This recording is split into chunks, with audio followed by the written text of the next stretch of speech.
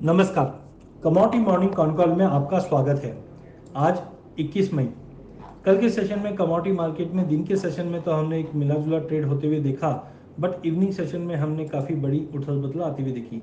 No doubt morning session से ही हमने सोने चांदी में एक बड़ा रेंज में ट्रेड करते हुए देखे, जहां 49,000 पे हमने चांदी को फ्रेश बाइंग के साथ बंद होते हुए देखा। बट पूरे दिन में हमने 49,500 का लेवल भी देखा और 48,500 का भी लेवल देखा, जिस ढंग से फेड मिनट से पहले मार्केट में अनसर्टेनिटी बनी थी, जिसके चलते ये मोमेंटम आता हुआ दिखाई दिया। वहीं गोल्ड में भी हमने एक मिला जुला ट्रेड होते हुए देखा। अपसाइड भी था लेकिन कैप था, डाउन साइड भी रेस्ट्रिक्टेड था और प्राइजेस 47,100 के ऊपर क्लोज होता हुआ दिखाई दिया। ओवरऑल हमें लगता है कि जिस ढंग से इंटरनेशनल में हमने देखा कि प्राइजेस में फिर से दबाव बना, ये कहीं ना कहीं फेड की मीट के बाद ही है, क्योंकि उम्मीद थी कि इंटरेस्ट रेट नेगेटिव में जाने की अटकलें लगाई जा रही थी, बट फेड ने बिल्कुल खारिज कर दी है, जिसके बाद डॉलर इंडेक्स में हमने एक रिकवरी आते हुए देखी और सोने चांदी में एक प्रॉफिट बुकिंग का बड़ा कारण बन सकता है ये।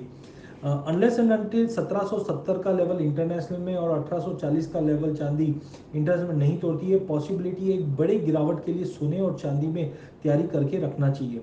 नो डाउट ये एक फेड के जो अपडेट के बाद का आउटलुक है, बट इसके बावजूद कोविड-19 के जो सेकेंड वेव है, ये अभी भी गोल्ड और सिल्वर को इम्पैक्ट करेगी, क्योंकि अगर सेकेंड वेव स्टार्ट होता है तो आप समझिए कि हम फरवरी में जहाँ पे खड़े थे गोल्ड और सिल्वर में, वहाँ पे इस वक्त खड़े रहेंगे, क्योंकि सेकेंड वेव थोड़ा और डेडली हो सकता है, और जिसके चलते वापस ग्लोबल मार्केट में फरवरी मार्च अप्रैल में हमने जो एक सेल ऑफ देखा वैसा कुछ बन सकता है, तो अगेन गोल्ड और सिल्वर को सपोर्ट मिल जाएगा।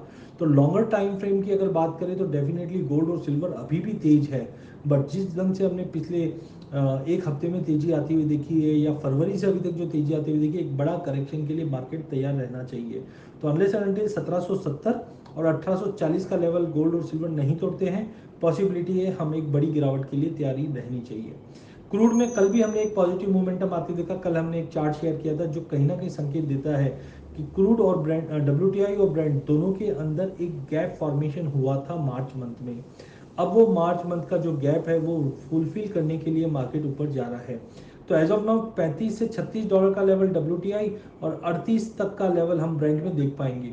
नो डाउट ग्लोबल इकोनॉमी अब लॉकडाउन से बाहर निकल रही है, जिसके चलते भी क्रूड में थोड़ा बहुत बाउंस दिखा रहा है।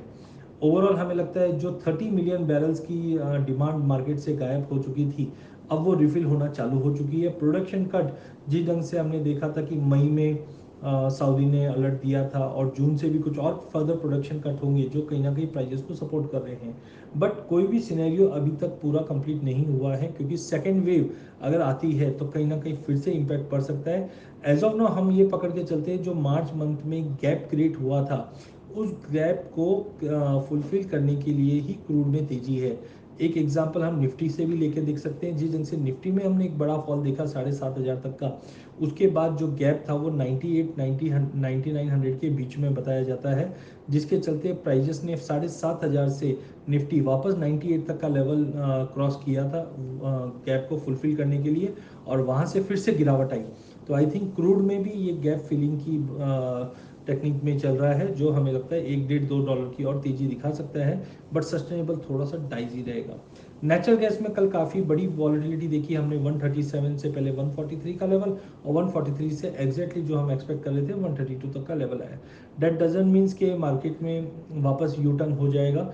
टाइमिंग 140 के नीचे अगर प्राइजेस कंटिन्यू होल्ड करता है तो हम एक बड़ी गिरावट के लिए तैयार रहना चाहिए, जो डाउन साइड में हमें लगता है करीबन 1.5 मीन्स डोमेस्टिक मार्केट में 134-35 तक के भी लेवल जो देखे हैं, ये तोड़ने पे 125 से 126 के भी लेवल फिर से दिखा देंगे। विक्स इंडेक्स में बढ़ोतरी है, जिसके चलते आज ग्लोबल इक्विटी मार्केट में गिरावट है। डॉलर इंडेक्स 99.35 के करीब ट्रेड कर रहा है। ओवरऑल सेंटीमेंट कमोडिटी का आज थोड़ा सा वीक दिखाई दे रहा है।